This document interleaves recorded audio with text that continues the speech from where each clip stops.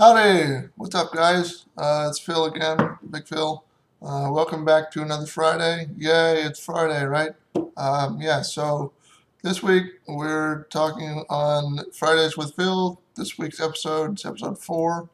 Today we're talking about how did I get here? That's me, not you guys, but how did Phil get here, basically? Uh, and would I, Phil, change it? uh, the way that I got here to this point, and then some falling with style. We'll go over that as well, and I'll explain all of that as we go through this. So yeah, let's just jump right into it. It's the whole "how did I get here" thing is kind of an odd question, the way I see it. People ask this sometimes, as something along the lines of, how did you get to now? Or, how did you get to this point? Um, Kind of like sometimes like they weren't expecting it. They weren't expecting me to be here, or they're confused as to how I, as a human have lived to this point or something. I don't know. It's kind of like I said, it's kind of a weird question because honestly, I could ask anybody else the same question. Yeah, I know that sounds, like it could potentially be kind of like a smart ass remark. I get that, but I really could ask you or anybody else that exact same question, right? I mean, I can say, hey, you know, how did you, seriously, how did you get here? Because I've literally had people ask me that. And I'm not talking about just directions from one place to another. I'm talking about like how did I survive life, for 20 plus years to be at this point. Um, so I could answer it that way and just, answer it with another question. But that's not what we're here for because we want the full look, right? We want to do the whole thing. For that, it's going to take longer because it's a more complicated response for me to give you, but I'll hash it out anyways, and we'll go through it. The easy days, the nice ones, the fun ones, those are easy for most anyone to deal with most of the time. We look forward to those sorts of days and hope that they don't ever end. But unfortunately, of course, we know that they do. The problem is, it's not so much that we have bad days or that we have really crappy days. It's that we suck with dealing with those days. So it's not a fact of, I wish I only had really awesome days. It's, we know we're going to have bad days, but we're crap at dealing with those. Um, because nobody wants to talk about them. Nobody wants to listen, or hear about those, and we don't want to face them either because that's complicated. It's much easier to just give up and be consumed by whatever it is that's fighting against us because that doesn't take effort. To just sit there and do nothing about whatever it is that's bothering us or plaguing us. Doing nothing is so much damn easier than actually fighting it and finding a way through it, right? Because if I have to do nothing, then I expend zero energy, you know. Okay, fine. So I don't expend zero energy completely, but I expend a lot less energy than I would if I was actually trying to do something to fix whatever it is that's so bad about some particular day. Um, so, when I hear the question, how did I get, how did you get here to this point? I tend to be able to sense that it comes from some level of, kind of shock and admiration that I have, put up as much of a fight as I have up to this point. Um, Obviously, not everyone asked me this question. Those people who don't ask me this question, they don't ask me because they already know, that about, they already know the answer. And so they don't need to ask, but rather they encourage me to continue, to move forward uh, with what I'm doing. Sometimes though, there's a different sort of question that I get that comes from people where they'll ask me, wouldn't you rather not be disabled? And that's kind of a different question. I've touched on it kind of briefly before. I don't know if maybe you picked up on that in the other videos or just in general. But we'll take a look at that later after I've finished with the first question of how did you get here to this point. So we want the roadmap answer, right? The one that touches all the points before we get to the end. Yeah, right? So, cool, because that's what we're going to get. Yay. Yay, right? Come on, everybody say yay. Um, Look, so the answer, just in general, is I got here through lots of falling, scrapes, bruises, bumps, pokes, punches, twists, turns, loops, yelling, screaming, crying, praying, singing, even if it's poorly and my voice still cracks, and hoping. I've fallen more times than I can count, and certainly more times than I've told anyone about. Um, yes, I know. Please do not freak out. I'm sitting down right now. I'm safe, so I don't want any of you freaking out. Okay? Nobody freak out because I'm fine for now. I'm just saying that it's happened before. But I learned something from all of those falls. I promise. Um, and that is that you can tell the importance about a person when they fall. How does he or she react? What does the person do or not do? Yes, I've fallen many times, but every time I find a reason to get back up. It would be really easy to just lay or sit on the ground all day long because, again, that doesn't require any effort. And anything other than that requires extra effort on my part. I could also just use the energy to just get angry um, at myself or the floor or, my chair or the bed or, whatever else that I fell off of, trying to move from one place to the other or whatnot. Whatever caused the fall, I could get mad at those things. Um, or the other people, who haven't somehow realized that something is wrong because they're not, thinking that anything is wrong or whatever. I could get mad at those folks. But that's really not anger's place in that situation, at least not for me. Uh, if I'm being particularly stubborn, it may take me a while to move towards that help or attempt to fix the predicament myself. And I'm totally guilty of that. I will sometimes try to fix whatever it is that has gone wrong myself, even if I know that I'm in a situation where I really actually do need help.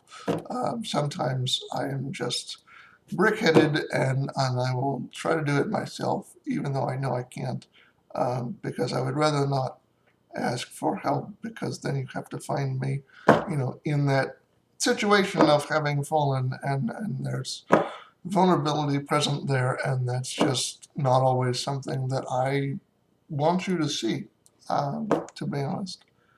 Um, so sometimes I try to avoid asking at all, but if that fails and I can't do it, then I either have to ask or I'm stuck, right? So if I can't physically get back to where I need to be after that sort of fall, then I am either stuck wherever I am, uh, more or less, or I ask for help in some manner, and then someone else comes along and we find a way to fix the situation. Those are really my only two options.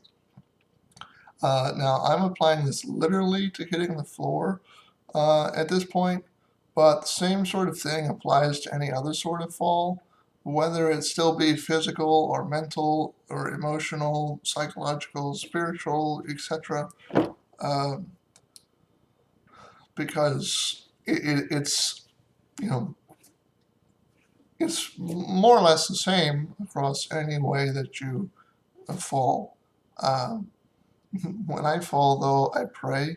I have to pray for patience, both for with myself and with whoever is sent to help.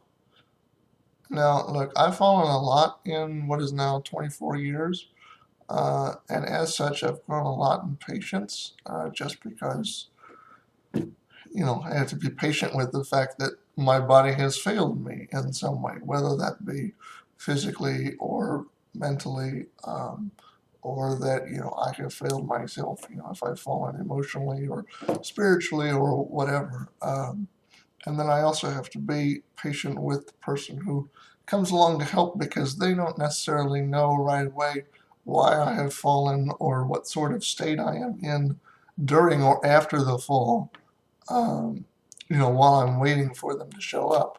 So I have to be patient for them as well, because otherwise it's not fair. I've also gotten used to the falling. Um, I have what some people would call a pretty high pain tolerance, physically and to some extent mentally, and then to a lesser extent maybe emotionally. I do kind of tend to be an emotional person sometimes, so I'm not going to say that the tolerance is way up here or anything, but definitely for the pain aspect, physically, I definitely have that up there. Um, but both of these things, the pain tolerance and the patience, I see those as gifts. Um, there are some things I don't have that I can't do, or that I just haven't been given, and that's true of all of us. Um, but these things I have been given, I've been, I think at least, and I'm pretty sure that I've proven to myself and to other folks, that I was given those things to help me push on and to continue. Um, and I find a way to get up again. And I go on a little further, than what I was, to start with, uh, knowing that somewhere along the way there's going to be another fall, and it's going to happen again. Um, the key, though, is to fall with style so that I can fly. Now, if that was a terrible joke, uh, I partially apologize, but then again, I partially don't, um, because, you know, if that was a terrible joke, then all of God's jokes are terrible too, because I seem to take after his dry sense of humor, which he, you know, obviously had it first, and then he gave it to my grandfather, and my grandfather gave it to me. So, yeah, hence the dry joke.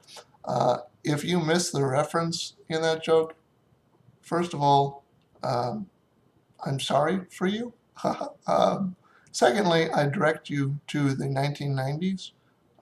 Go back again and look at that, or just look at the title of this video, um, or listen to it again, and see if you can figure out where that comes from, and then go to your trusty search engine of choice, and I'm sure you can figure it out. Um, Anyways, back to our roadmap. Uh, for me, there's a lot of support. Um, there's a bunch of people that are around me, um, who try their best to support me. But there's also an equal share of doubt and kind of discount. And no, I'm not talking about store discounts here, the other kind. Um, yeah, so, anytime someone introduces that doubt into my system and says, I don't see how that's going to work, or, sometimes I get that, well, how on earth are you going to do that? Um, I can kind of most of the time point them to the previous parts of my map and say, look, over here, have you seen where I've already been and what I've already done?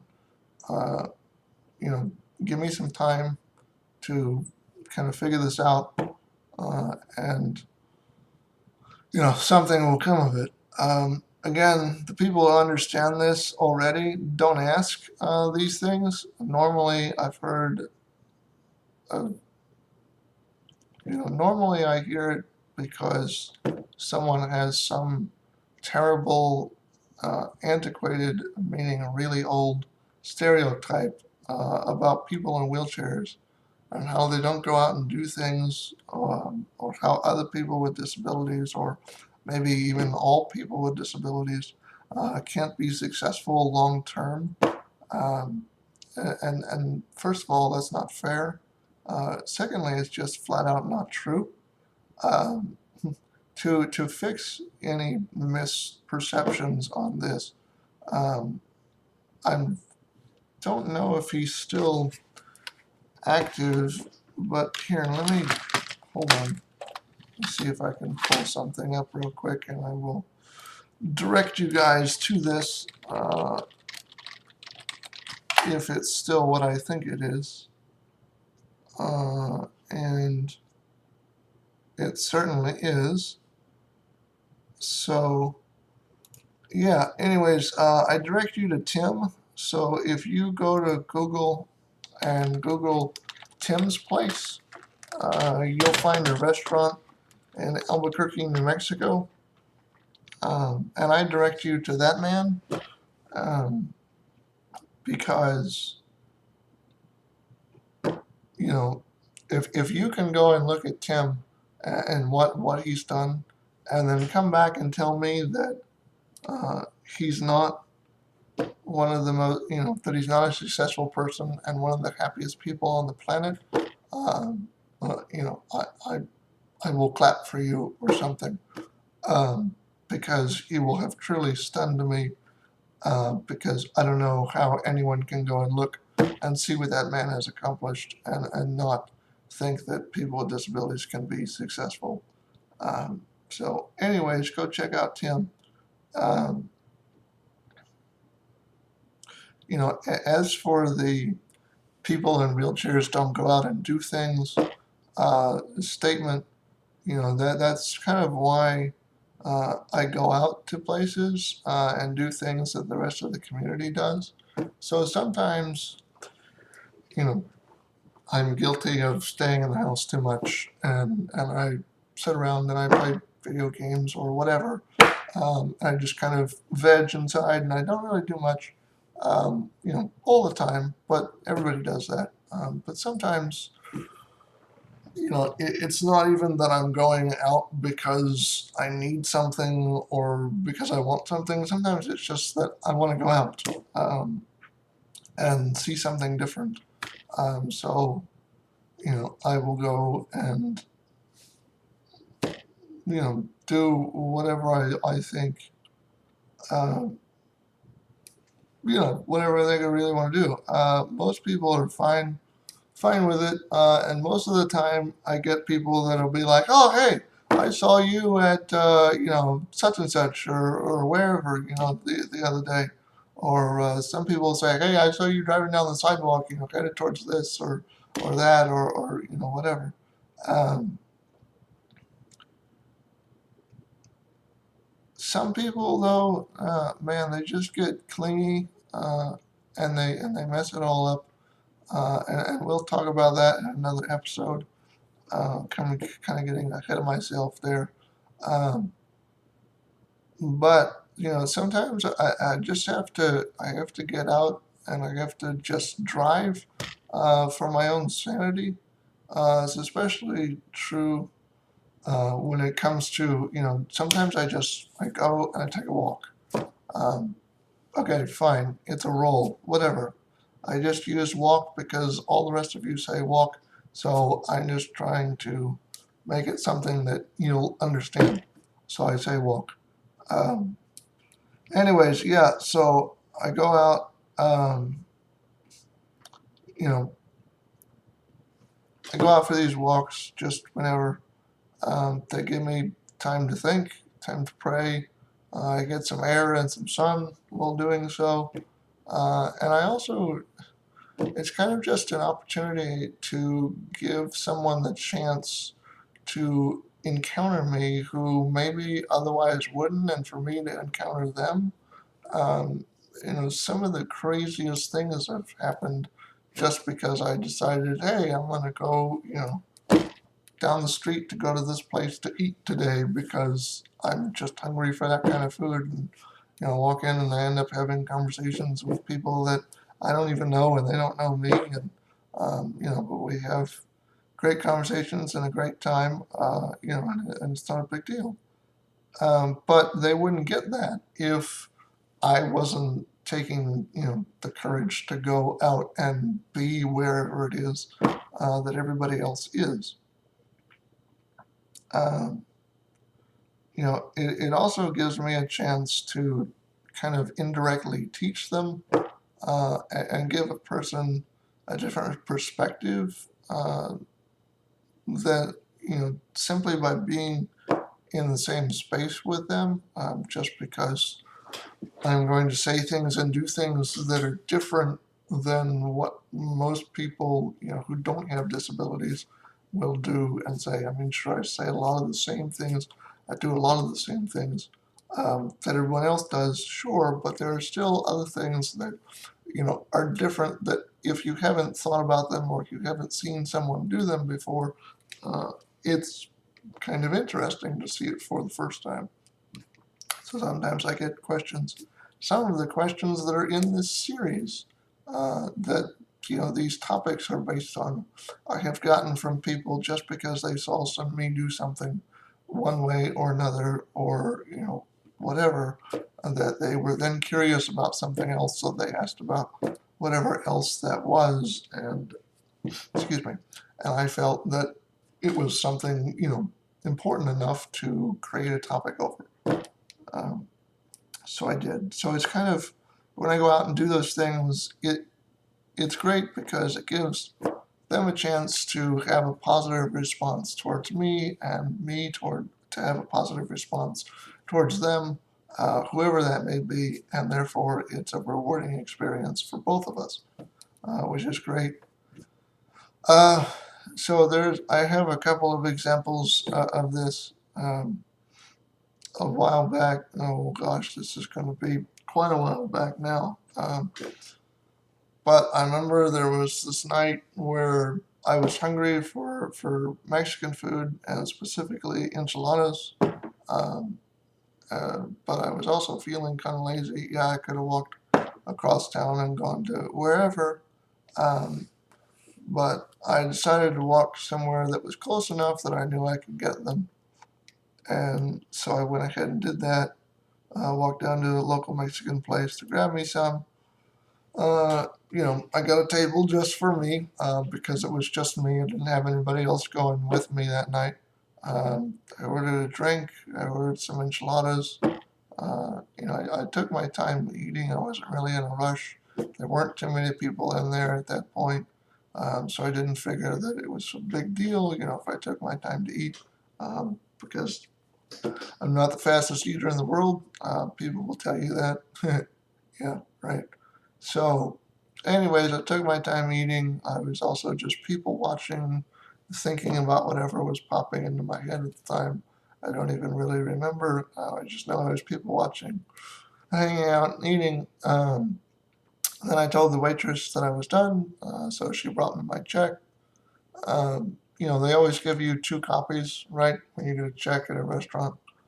So they give you the copy that is your copy, and then they give you the business's copy. Um, and when I looked at it, she had my copy, there with it, and it was kind of, I could see both kind of at the same time because she just had them laid out next to each other. Um, and I looked at my copy, and at the top of it, it said, um, thank you, um, and there was an exclamation point and all that, and I figured, okay, yeah, it's just normal, like this lady's just being nice, like that's cool, no big deal. Um, I just kind of guessed that that was typical of somebody who's a good worker in my mind. And then something got my eye a bit further down the check, and I looked down, and uh, for whatever reason, she had also written "God bless" on there, and I was just like, okay, sure. So I sat there for a second, and I looked to see if she was, anywhere nearby. But she wasn't. So I just took her copy of the check, the um, employer copy or the business copy or whatever, the one that they were going to keep. And I just wrote on there, in the margin or whatever, I just wrote "God bless you too," and then I filled the rest of the check out, and I left. Um, then there was another time at a sandwich shop, and it was crowded that night. Me and some friends had gone in for dinner, and there was a guy standing in line um, who stopped me on my way to, the table that we were trying to get to, because he had come in after us to stand in line, and I had to walk past the line to get to where I was trying to go. And I just remember he stopped me and asked if he could pray with me for a minute. And so I passed my sandwich off to, my buddy, and he went and put it over on the table, and I said, yeah, sure, no problem. Um, you know, because it's not the first time that I've been asked that question, so I just went ahead and said yes, because I figured, what could it hurt? And then he proceeded to kneel. He held out his hands, bowed his head, and proceeded to ask Jesus to heal my legs and cure me. Um,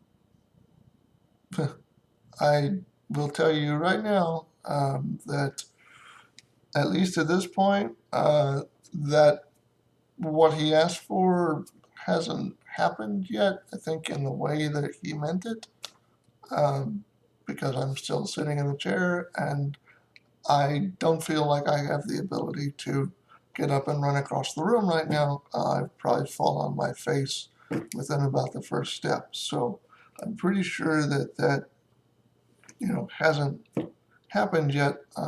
But I thanked him anyways. And then I went to the table, and my friends kind of gave me this weird look, because most of the time, that doesn't happen every day when you're hanging out with me. People are not just constantly blessing me and praying over me and whatever in public. So they kind of had this weird expression on their face. Um, and, I explained what he said,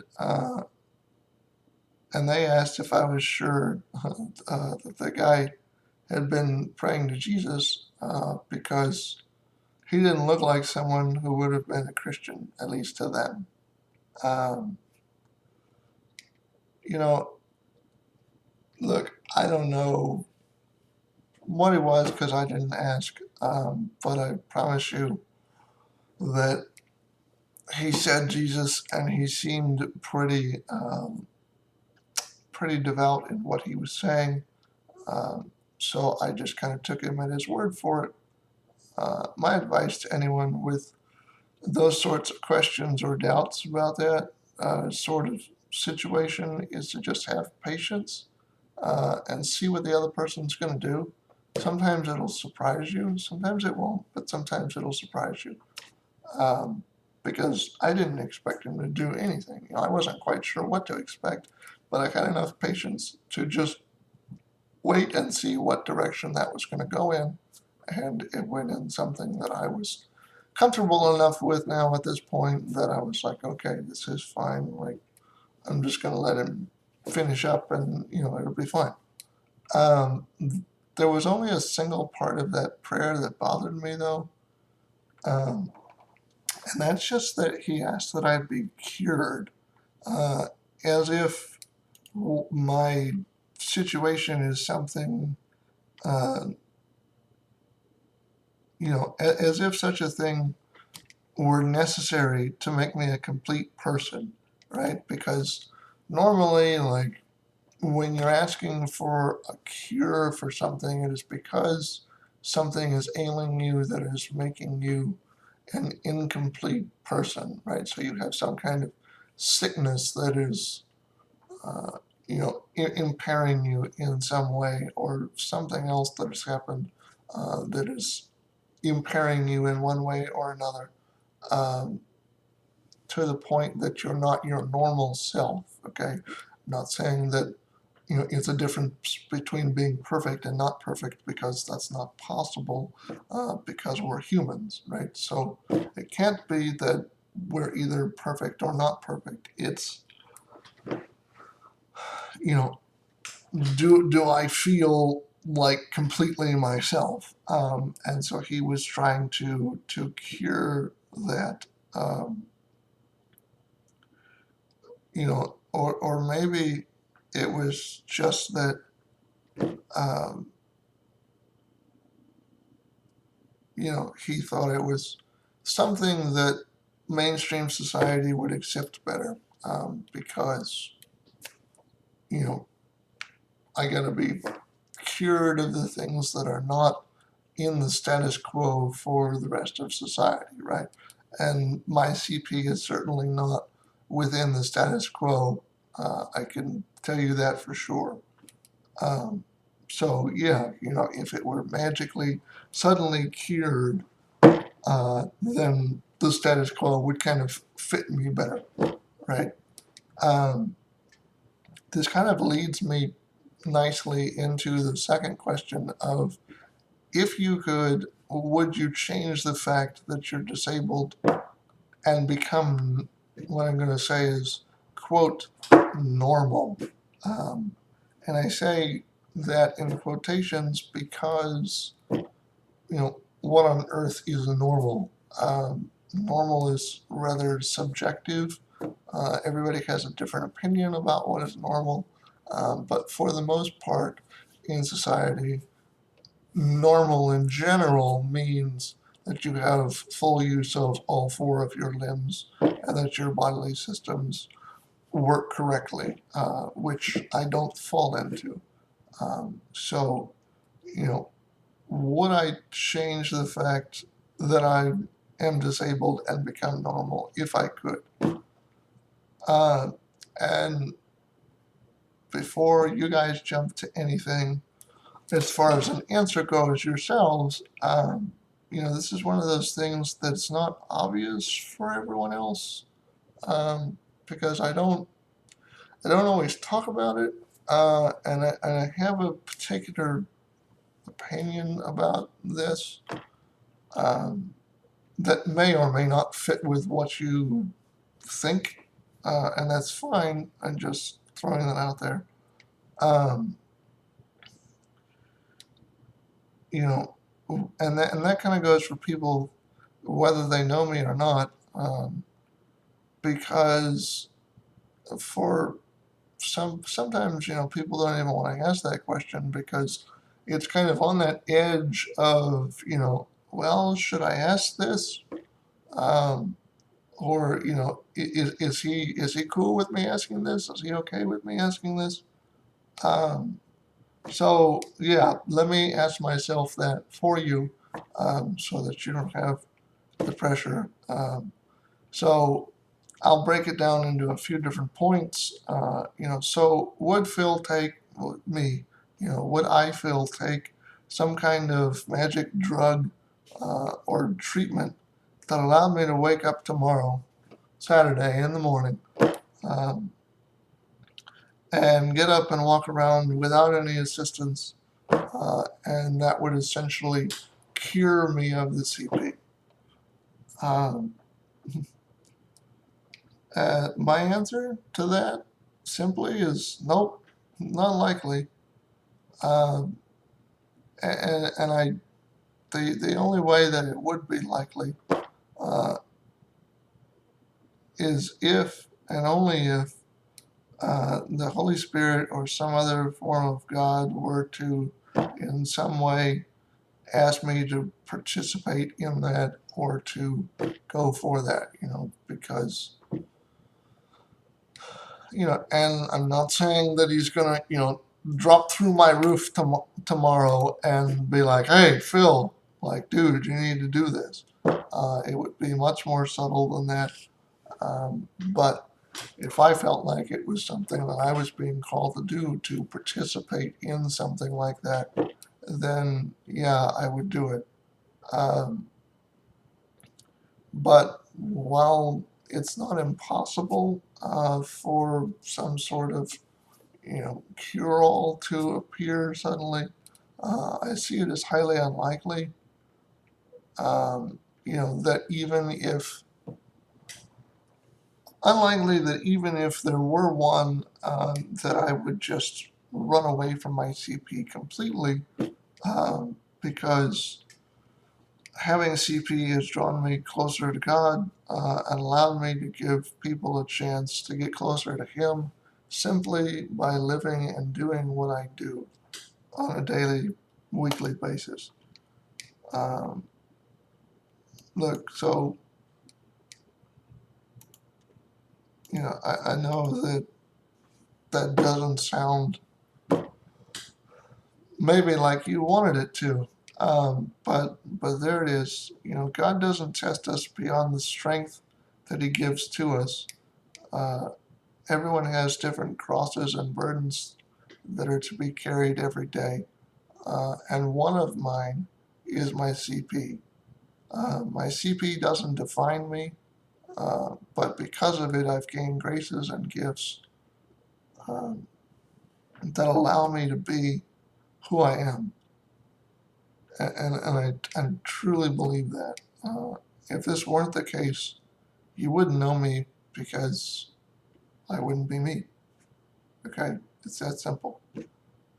So, yeah, sure. It can be a pain in the ass sometimes. Trust me, I know, literally.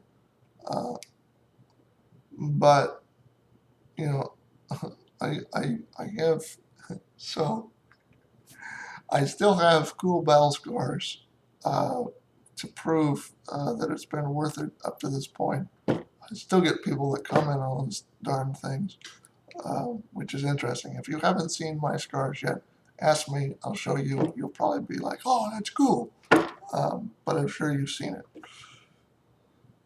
If not, then, maybe I'll show you guys here at some point. I don't know. Or at least some of them, the easy ones. Um,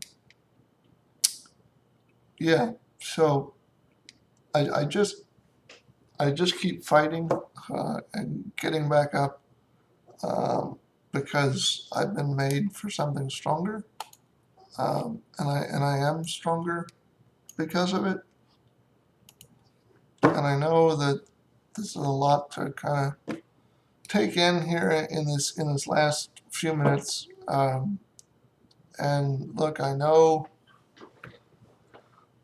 that I said originally that we were going to talk about the help question this week, and I promise that the next segment of this, the next episode to come from me, will cover the help question. Excuse me, it sounded like I was Cajun there for a second. The help question, how it can be good, how it can be bad, just as a question.